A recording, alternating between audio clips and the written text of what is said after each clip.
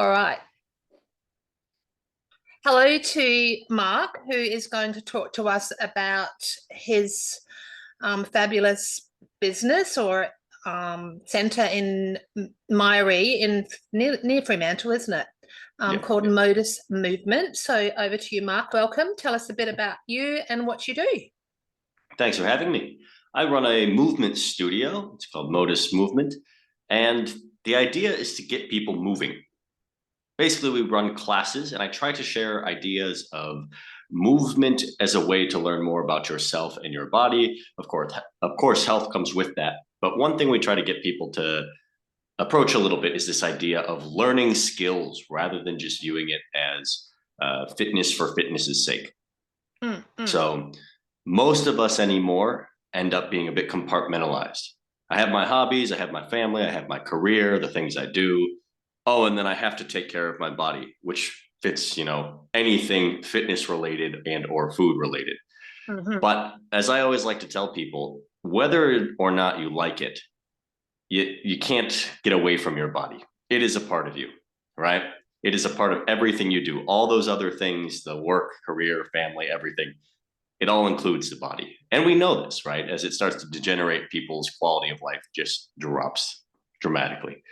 So rather than viewing it as, okay, I go to this class and that's my fitness, I want to view it more as I'm providing an education for people. So over time, we start to learn more about things that we can do with our body. You start developing a toolbox to address any issues as they come up, or just simply to learn new skills. It's far more rewarding when you're learning something and get excited to go further into it rather than, oh, it's this chore I have to do just to make sure I don't break down in 5 years' time.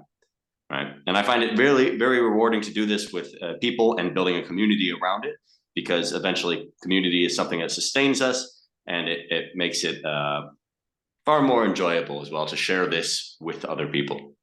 So true, because I can add to that I've been to your studio twice. Do you call it a studio? Is I it kind of call it a bunch of different things: studio, gym, space, facility, whatever. Oh, yeah. Well, your facility. I did come and see you, I would say probably more than 5 years ago, for a little bit of one-on-one stuff.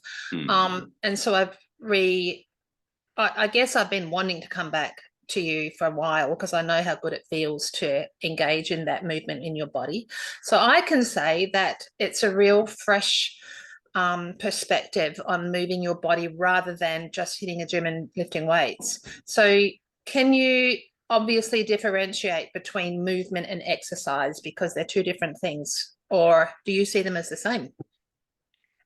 To be honest, I'm not a huge fan of exercise, even though I understand it's very important. I view it as a byproduct of some of the things we do. My background is in exercise science. I've got a degree in it, in exercise science and biomedical studies. I used to get really into all the details about it, and I still keep up to date to some degree with what's going on in the new research that comes out. But if you have something, you think of dancers, you think of martial artists, you think of rock climbers, they're not doing it for fitness. They're doing it for a love of the thing. Yeah, right, true. And then they maybe round that out in case there's any injuries or preventative measures that come in. But they're not going just for those preventative measures. They're going because it's a part of something larger. Yeah. So for me, it's its own practice is what we call it. If you go and learn one discipline, one common hitch that comes up at some point is most people, when they're doing their one discipline, if we take rock climbing as an example, it's all pulling. So they get some imbalances going out. But one thing that happens with movement is we constantly are looking for new areas to develop. So as soon as we're getting a bit of progress somewhere else, we start to apply those pieces to another realm. And how we run it at Modus is we have projects that run about 6 weeks, sometimes shorter, sometimes longer. Okay. And we go from, we take what we've learned in one and apply it to another, and things keep cycling around. So I've been going to the prep class, which is kind of giving me some insight into all those different ways of moving your body, I guess.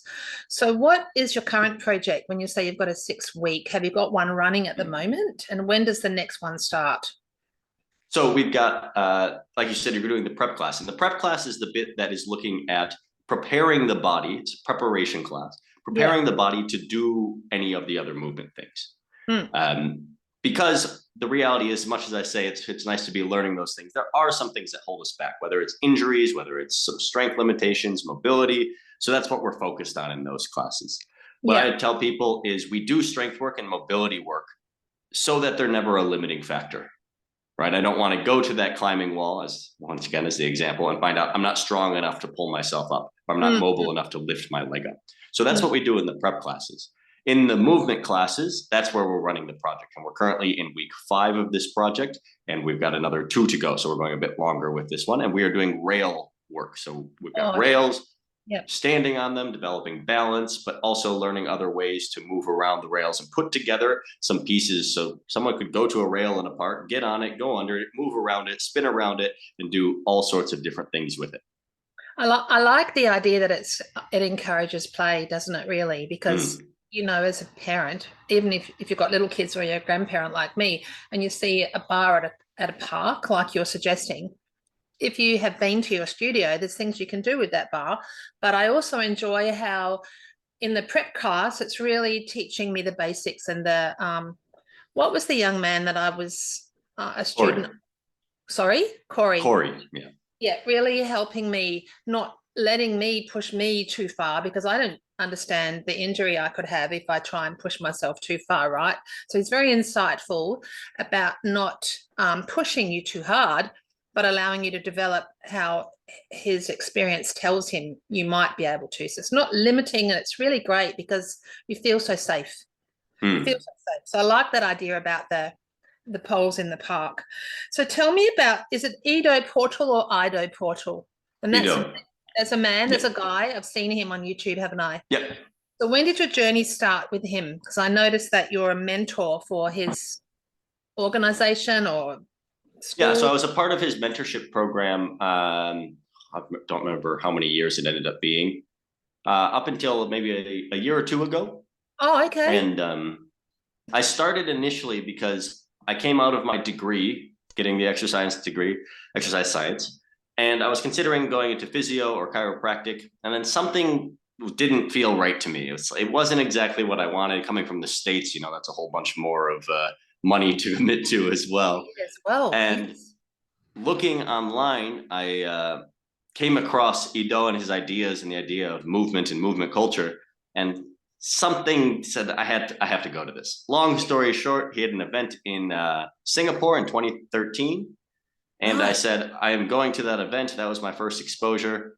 And it was an incredible event, really. And then the next time he had a week-long event, movement camp, was in Thailand in 2015. And at that point, I had finished my degree. I had been waiting for this event to happen again. I bought a one-way ticket to the event. Oh, wow. Okay. And just kind of showed up and was just training and met a whole bunch of people there and part of the global community. Eventually made my way to Australia. And here I am. I ended up opening a facility, was doing the mentorship program where we would travel to Europe and a few times a year. And yeah. That's you. Which part of the States are you from? I'm from Chicago originally. You're from Chicago. Yeah. I have never been to Chicago. So do you have students still from Ido Portal coming to you to spend time with you, or has that changed because of the climate the last couple of years? So how it was set up is we would go to him. He wouldn't be coming to us. He travels around in various places and puts on events and does online coaching. So for those years I was doing online coaching with him, and when he'd have the events, we would attend as well.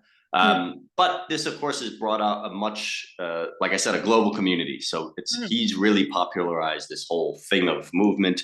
Yeah. And people became aware of us online or see some of the work we do. And we've had a fair few internationals over the years come and travel and live in Perth for a time to train. Yeah, nice. So of course, COVID got in the way of that a little bit. So that's really to put a hit on the international community. But it's always great having those people in because, as I said before, it's this idea of a practice. So we have some people who come once a week to class. And then we've had in the past some people who move to Perth for this, and they're training 8 hours a day. Oh, true. And doing it all the time. But the reason it works is because it's not 8 hours of exercise and fitness. It's developing things. They're in that time, they will do some strength work, they'll do some hand balancing, maybe they'll be doing some dance, some spine work, taking care of the body. So there's so many different pieces to it that they're just going through with discovery all along the way and exploration, which is why you can do it for so many hours a day, if appropriate. Yeah. So what would be your ideal type of client or customer or attendee or participant? What would be your ideal participant in your courses, like the prep course? To be honest, I've thought a lot about this, and I can't pinpoint it down to one type of person. The only thing I'll say is they have to be open-minded. Yes. That is the biggest limiting factor for sure.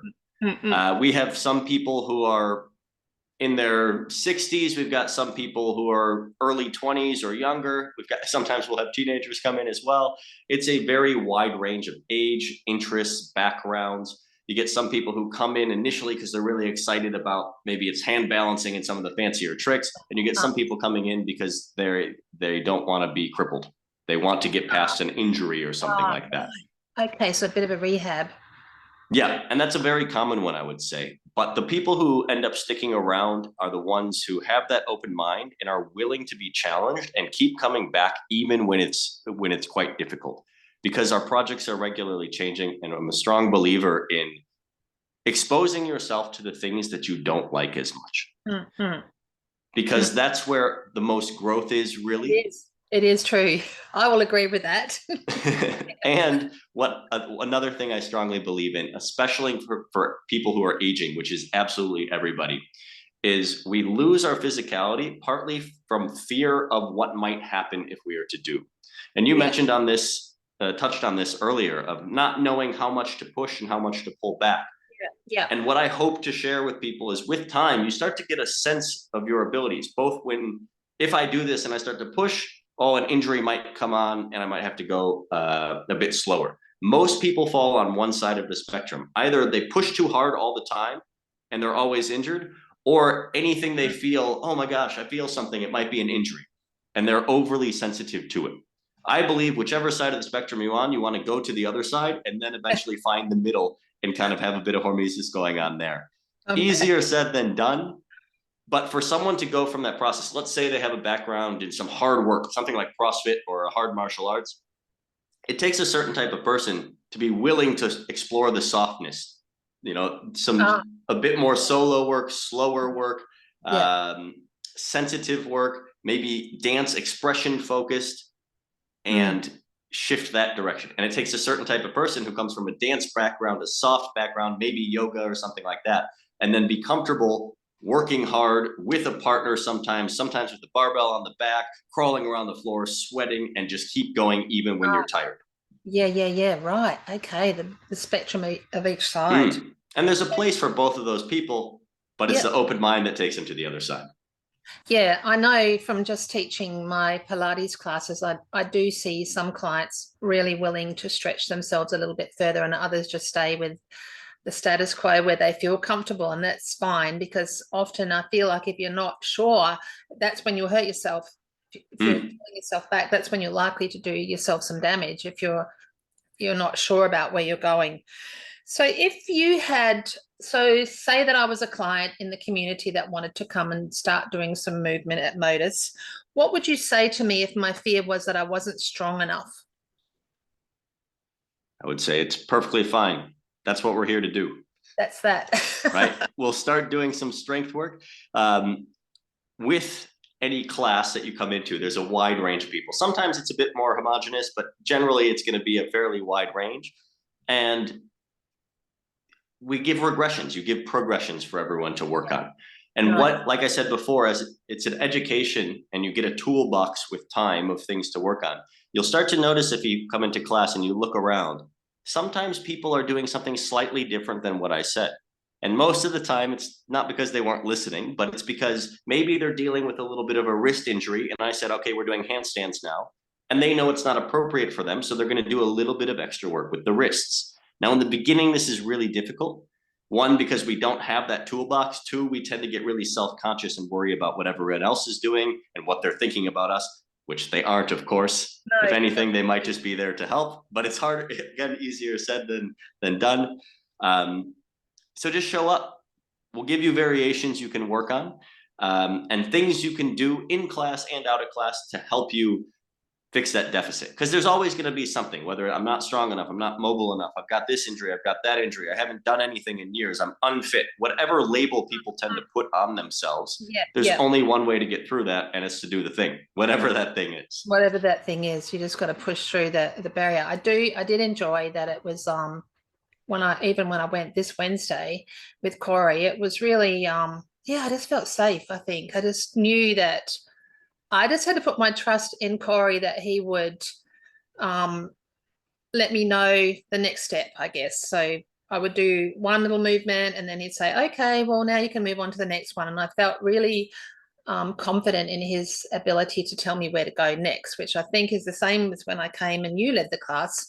There's always that little stepping stone to get you to the next point. And it's not, you don't have to be worried about being the best handstander or the best person that can do the most chin-ups or whatever. As there's always a regression, like you said, to start where you're at. And I suppose coming to class helps you find that spot in all the different movements, right? Of course. Yeah, that's the only way to do it.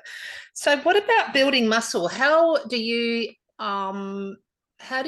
think, or how quickly do you think people can build muscle if that's their gain, if that's what they want? Is there a scientific... Whenever someone comes up with a goal with that, I'm always going to ask more questions about the why. Okay.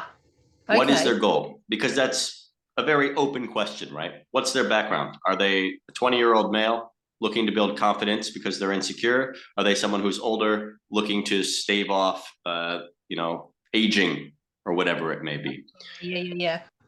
As you know, I'm sure a big part of that's also going to be, how are you eating? How are you fueling yourself to do the things that you want to do? So the reality is, I like to dive into a few more questions behind this, because I don't want to sell what we do as fitness. I don't sell body composition changes. Again, it's that byproduct of what we do. Now, I have had conversations with students in the past who are a bit concerned about weight loss or whatever it is, or recovery, and then we can talk about a few of the extra steps. But a general statement of how do we build muscle? Again, you use the muscles, you use the things that you want to do. And if the goal is build muscle, then again, it has to come down to why. Because if it's just a blanket statement, no one's going to follow through on the actions if they don't know why they're doing it, right? Is it because they're trying to build muscle because muscle is great metabolic tissue that it's important to have that helps with things like weight loss? Yep. Or are they doing it because they want to look a certain way? Or are they doing it because I hope to provide tools for someone to achieve those goals and open up another world of let's learn something and in the process gain the muscle. There's absolutely a time and place to focus on, let's do some strength work here, let's put our focus in that direction, but then what?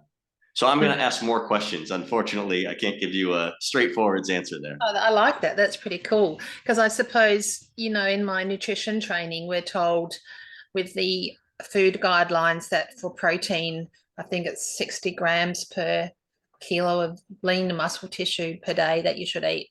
And I guess lately I've been wondering about that whole story that we get told, because obviously as you're aging, you need more muscle. So if you're trying to build muscle, you need to eat more protein to build that muscle, right? So I think as we're aging, we actually need to eat more of this damn protein to keep it on our bodies more. So I've been teaching my clients and my Pilates crew to up their protein as much as they can during the day to try and sustain the muscle mass they have currently. It's because we're told, it decreases. But does it decrease, or is it because we're not eating enough? It's a little bit of a chicken before the egg in my mind at the moment. 100%. So how do you feel about that?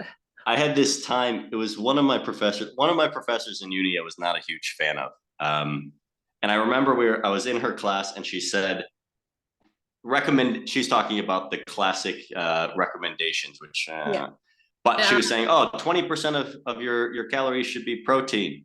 But except for elderly populations, it should be 10% because they have less muscle. And I was just like, maybe they have less muscle because you're making them eat less protein. Right? Yeah, right. It's true though, isn't it? Because I think, so I think with nutrition, and I used to really pay a lot of attention to nutrition, and I found it's quite a concept. A lot of people are very almost religious about what they do. So They I are. try to stay simple. I try not to share any message except to keep it as simple as possible. Yeah. And my general thoughts are you need to fuel what your body wants to do or what you want to do Yeah. with your body in particular. Yeah. And number one place to start for most people, I think, as far as keeping it simple, is protein. Yeah. If you're not getting adequate protein stores, amounts, then your body's going to get it from somewhere.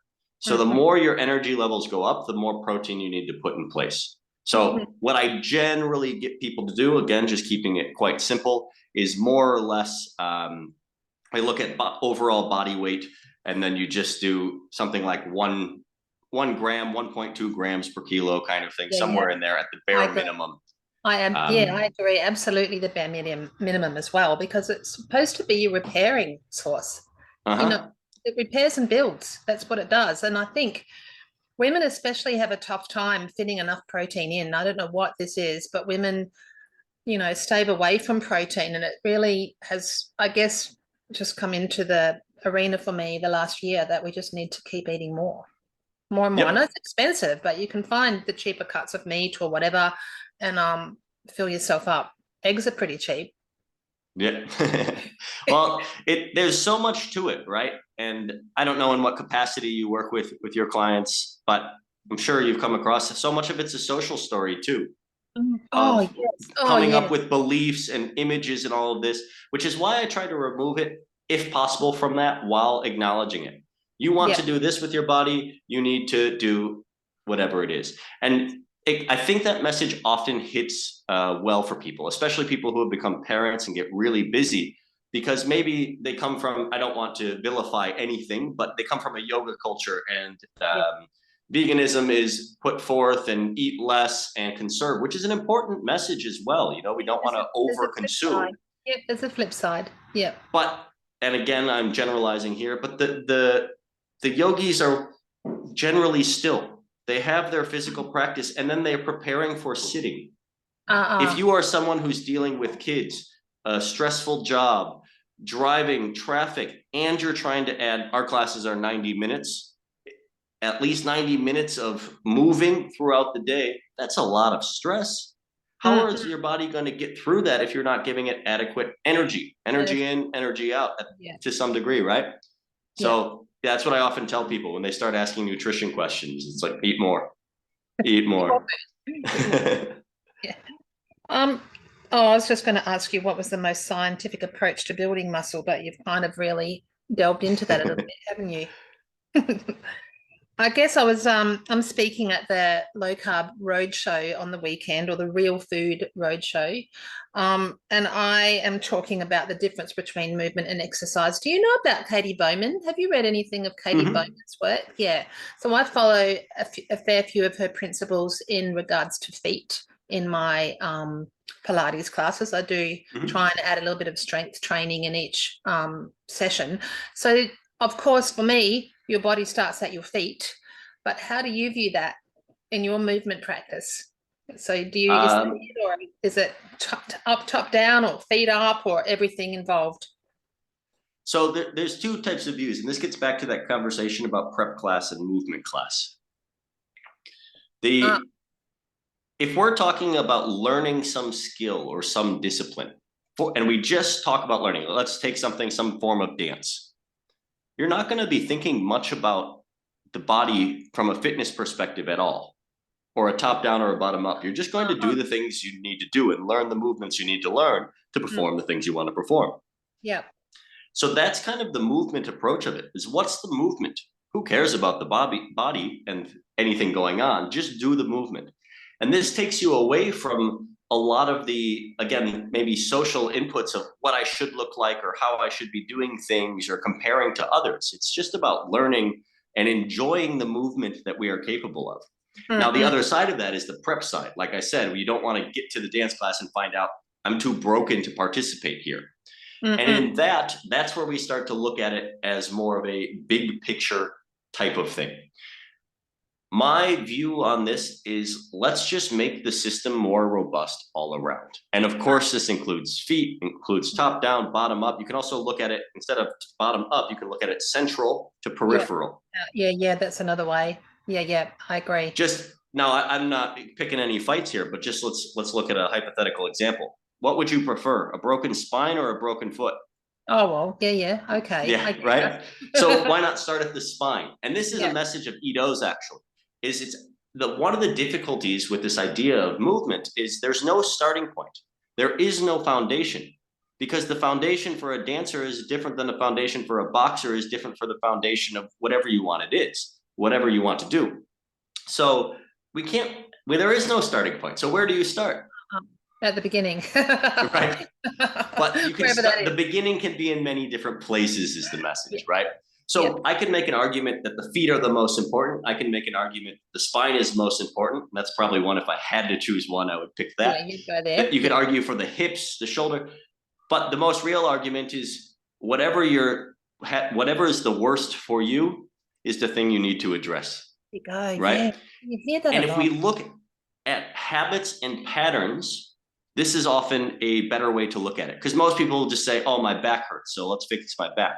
But there's more to that story. Why does your back hurt?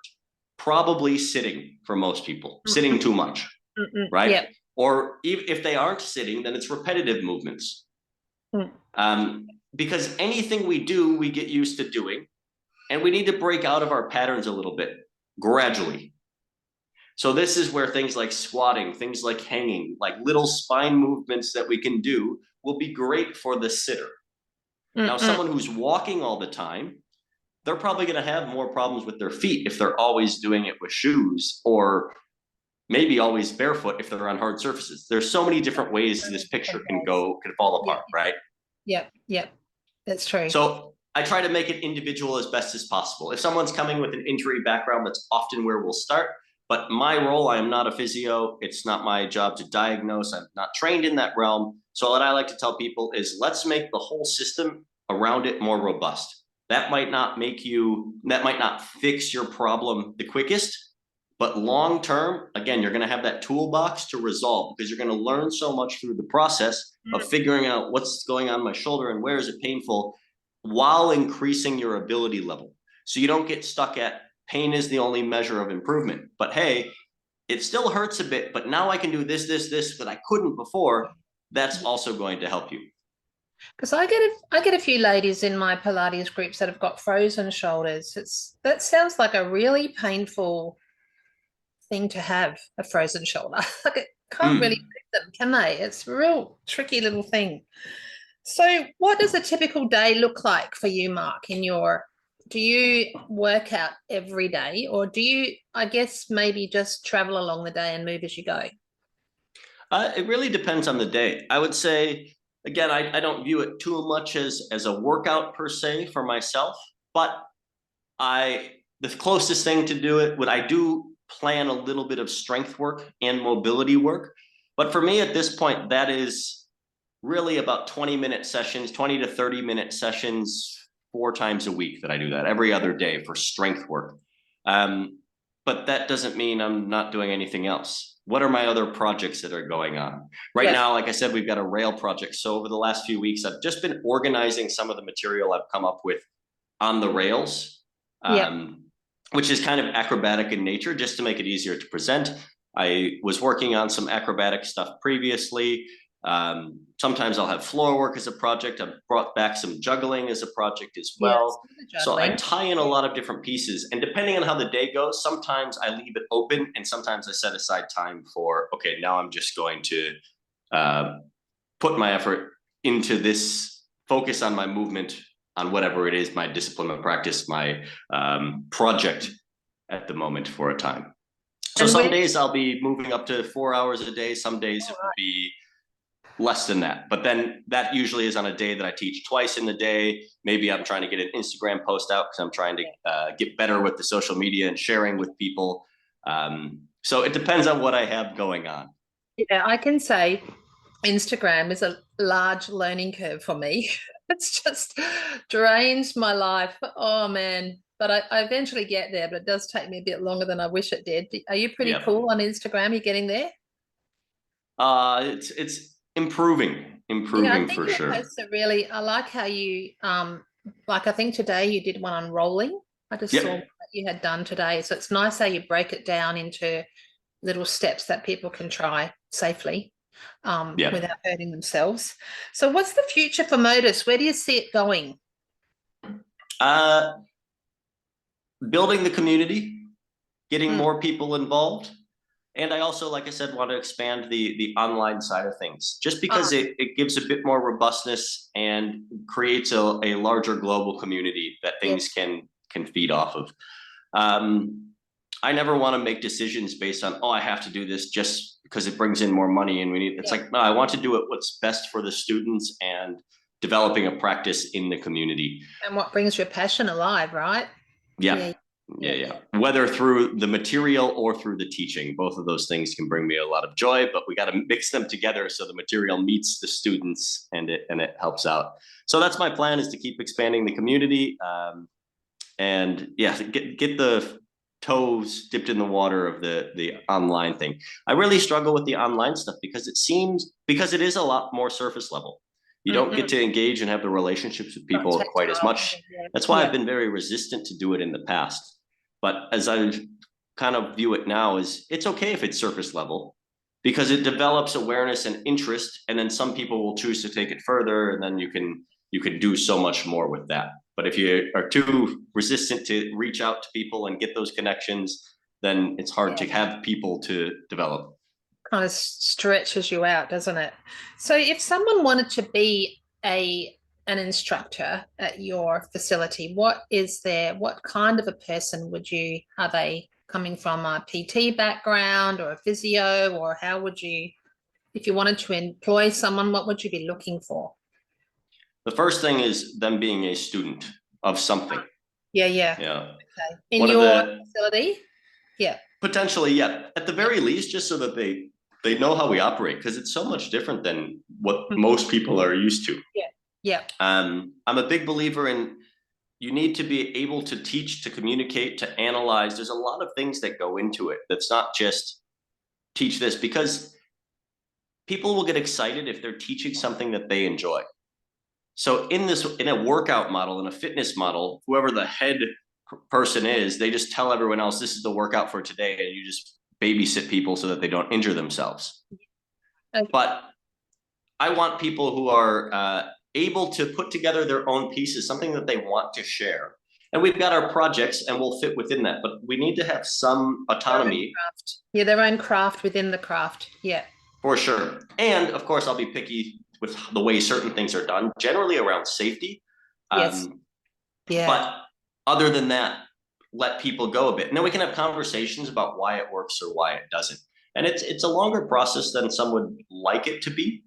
Um, but even if they're not a student of us long term, they have to be short term to see what we're about and how we operate. But they have to Yeah. be a student of something. And one of teachers I got exposed to through Ido, a guy named Mark Bernacchi, he at one point said, "You see all these teacher training programs out there. Where are the student training programs? How can Ah, you be a teacher if you've never been a student?" true. Very true, isn't it? Yeah, it's very Right? true. Yeah, yeah, I agree. And then So, you think of how we were students. Most of us, last time we were a student, whether it was uni or high school, were you a good student? Did you actually care about learning, taking the information on, assimilating it, listening, trying to develop relationships with teachers and peers, helping others out in another? There's so many aspects to this idea of being a student, and most of us were never a student. And I see it all the time.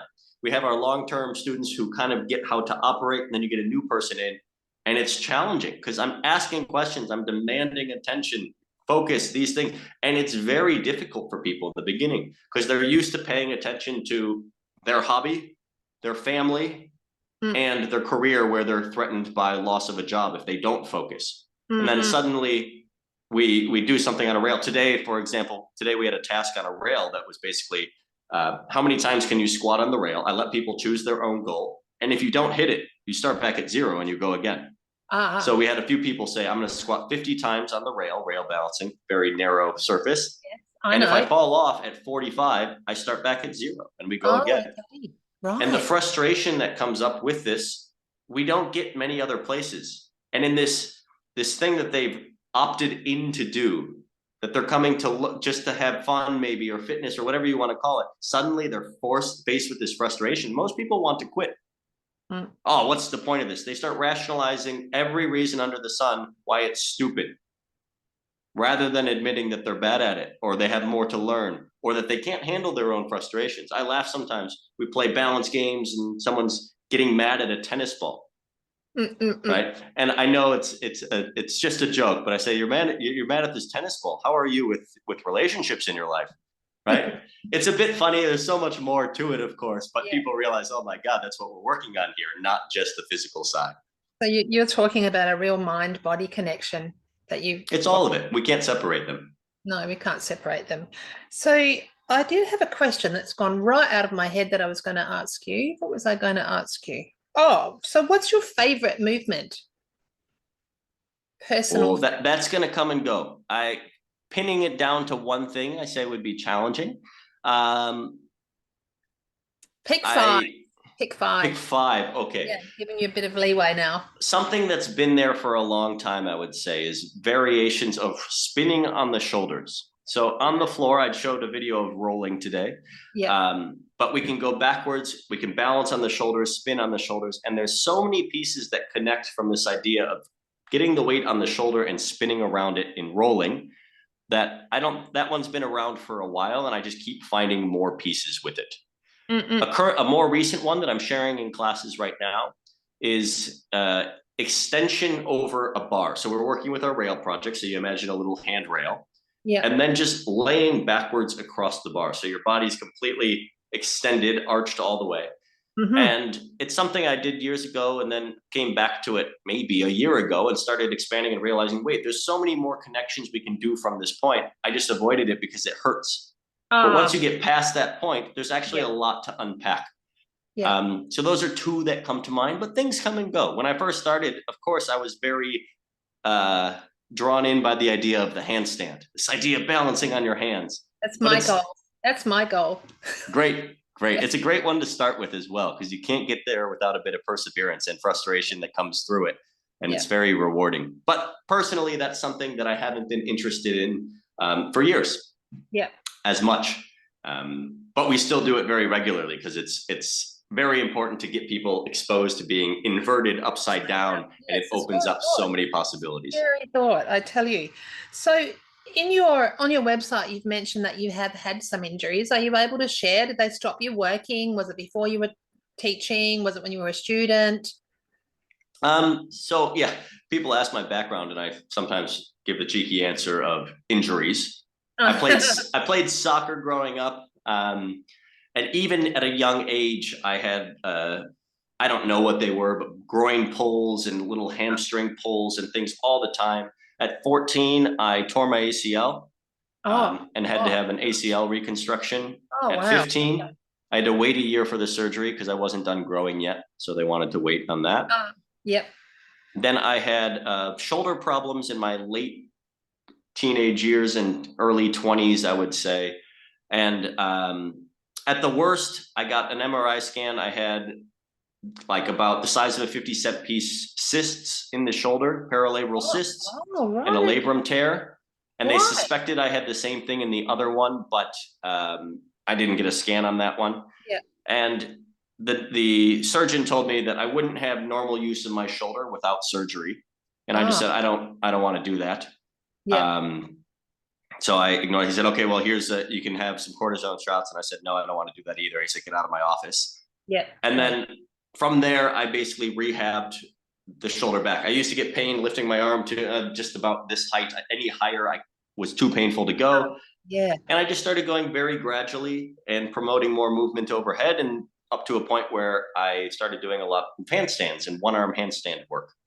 I would say as well that, a lot of times we get injuries and they'll be there forever, depending on the severity of them. Like my shoulder, what I often tell people is, yeah, I still get shoulder pain when I do too many one-arm handstands.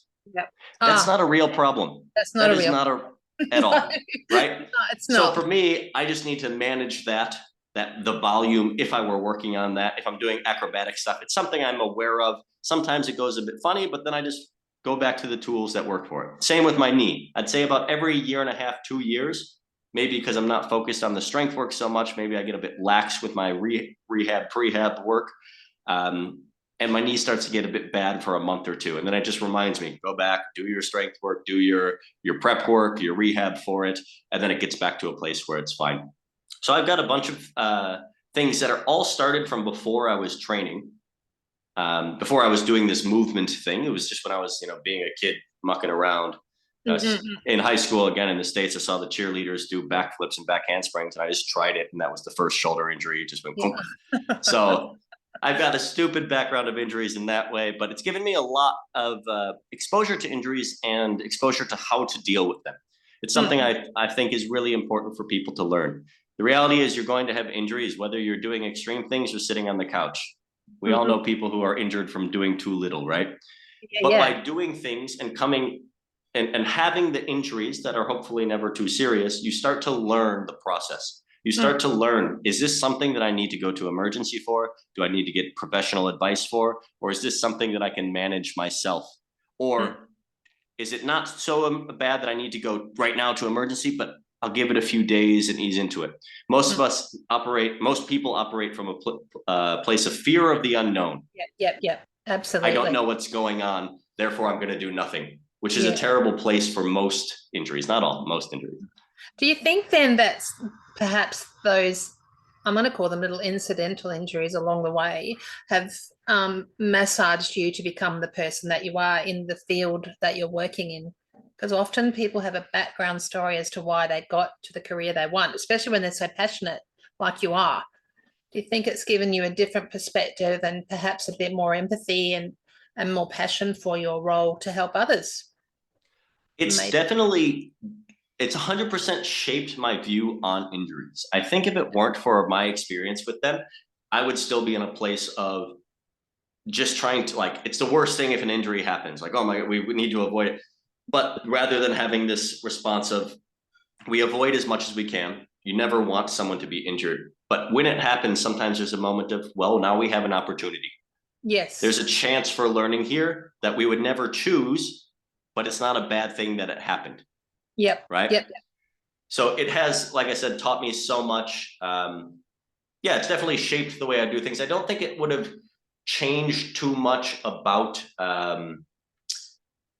where I was and teaching and sharing, but it's definitely improved the quality of what I do because it's given me more confidence to talk to people who are injured and empathize with them, what they're going through, and not be afraid to talk and just say, okay, you have to go do this or talk to someone else. But I feel more comfortable knowing when it's time, yes, go see a professional, this is not my space, versus we think we're probably okay, and not just ignore it, because that's what sometimes people do. Is it less than a 4 out of 10? You'll be fine, just keep going. Just keep going. Right, and which is not a good response either. Yeah. Do you find most people injure knees or hips, or what have you seen as the most common injury? Is there one?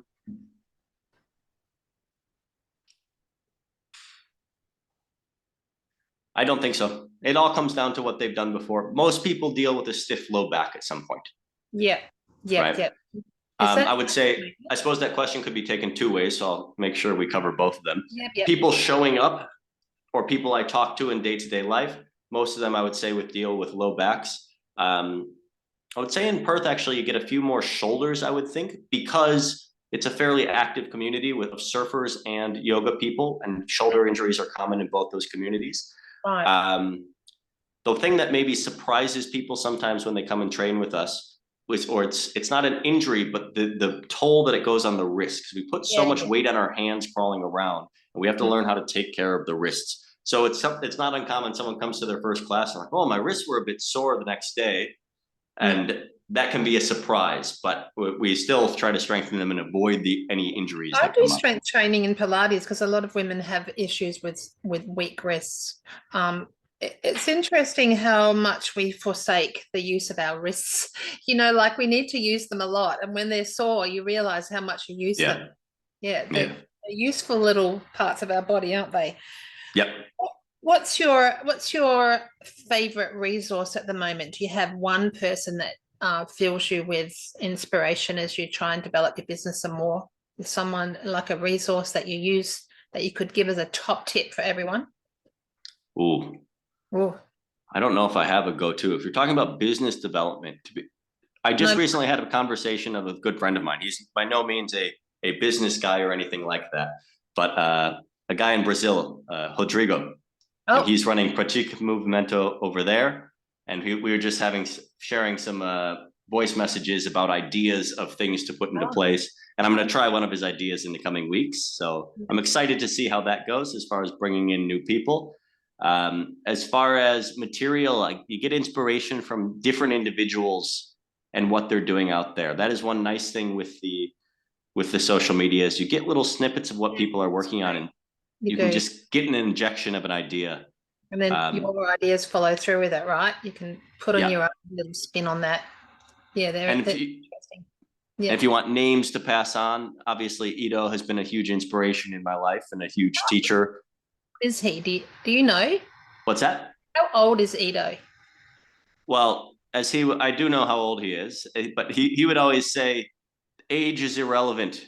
We Yeah. all have to acknowledge that aging is happening, but your age means nothing. We Yeah. know some people in their 40s who are moving like 70-year-olds, and we know people in their 60s who act like they're 30. Um, Yeah. It's kind of like a little bit of an Eastern mindset, isn't it? That you're more mm, connected with yourself and it is what it is and what will be what that will be. It's that sort of a mindset from him. yeah, Yeah, yeah. yeah. Well, he's a practitioner, right? You go down right in the city, but I know there's some guys down in Margaret River area, some people down there who do pottery. Ah, Sometimes you'll see the hands are all that doesn't stop them from doing their craft. yeah. They practice, they do what they love. They take care of their body as best they can to allow them to do more of what they love. Um, I don't remember who said it. It's a classic line. I think it's was it Bukowski who said, "Find something you love and kill yourself with it." Yeah, Um, absolutely. Yeah, I like that. I like that. So yeah, where can people find you on social medias? What's all your, is it just Modus Movement or have you got so a we've YouTube got channel? we've got Modus Australia on Instagram. I'm starting. Well, actually, I've taken a bit of a pause with the YouTube, but I'll get back to that just because I'm trying to be consistent with the Instagram posts Yeah, first. yeah. Then I'll Take start time. expanding onto YouTube. I was going to say I will send you a YouTube video on some risk prep you can do, and you can share with your clients as well. Yes, I love Um, that. so there's a little bit of YouTube starting to happen. And you can find us, of course, in Myri at the studio and at our website, which is modusmovement.com. And yeah, you can message us anywhere, Instagram, Modus Australia, and I'll be happy to reply. I think I really feel like you've got one of the best jobs, because your whole setup is just like a big playroom for people to come and have fun, right? And Yeah. that's how it should be when we're moving our bodies. It should be fun and adventurous. And, I'm saying all of these things, and one day you'll probably take me in a class and I'll go, I'm not doing that. And you'll be able to say, remember what you said. It's all been fun. Well, there's two sides to it. Some people look for the fun and the adventure, but then as soon as it gets hard and real, they quit. And then Mm, you get some people who want to take things seriously all the time. We need both. We need to know how to work hard softly. We need to know how to have fun, how to play, how to expose ourselves to fear and still move forwards. This is a big topic in our rail project right now. It's scary. We'll go through in a way that's controlled. I'm very much about risk management. And we want to expose ourselves to these things that bring up those feelings so that yeah. we know how to operate within them. So it's a skill for your life as well, right? It's not just when you're 100%. oh, yeah, yeah. All right. Well, thank you so much for your chat. I will let you get back to your life. I've taken up enough of your time on a Thursday evening, and I will probably see you at the studio soon. Great. Thanks for having me. See you next week. All right. See you. Right. So I've stopped recording.